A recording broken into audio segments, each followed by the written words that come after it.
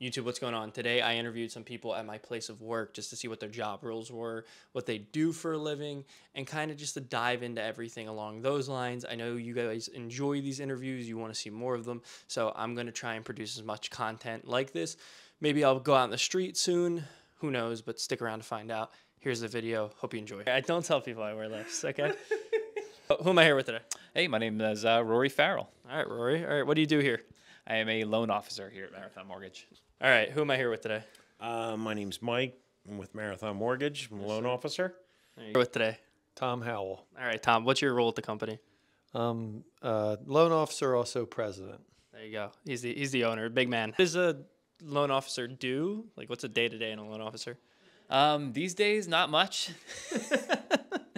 Well, basically, I help people get financing for homes by giving them options for getting mortgages. Come in on a day-to-day basis and look to help clients buy homes. So every client's a little bit different. We look at everyone's unique situation, see what we can do, help guide them through the process to help them get into the home of their dreams. No, a loan officer essentially takes applicants' information, makes sure that they're qualified for a loan, looks through different loan programs to see which one will qualify them best, which one's going to be the most beneficial for them, different things like that. Okay, yeah. And how does somebody get into this? I feel like this is a really niche industry to be in. Yeah, you got to take a test, and you got to pass it. No, I mean, there's a lot of different ways to get into it. I think that there's probably more, less so of a degree, but more of a skill set that makes you a good loan officer. Customer service, caring about people genuinely.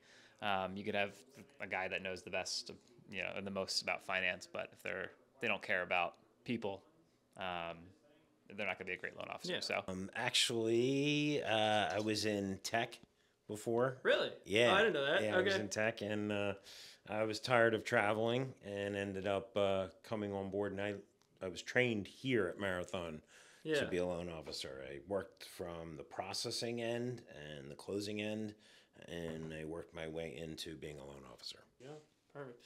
And how long have you been doing it for? 22 years. 17 years. 17 years. Yes. Yeah, that's like 17 years at Marathon Mortgage. okay. and 6 years later, 7 years later, here I am. Yeah, so I was gonna say, what's like the hardest part about your job? Do you think? Hardest part, just kind of. I don't know what the hardest part is. I think the hardest part is when you put time into whether it be a client or the process in generating business. It's hard to become a loan officer because you have to go out there, you have to meet people, you have to establish relationships. There's a lot of failure in that.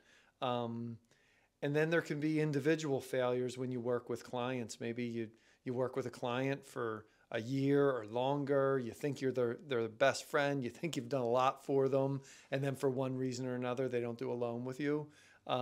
It's hard. And I think that taking that emotion out of it, you want to be helpful. You want to have emotion. You want to care about people. You don't ever want to lose that.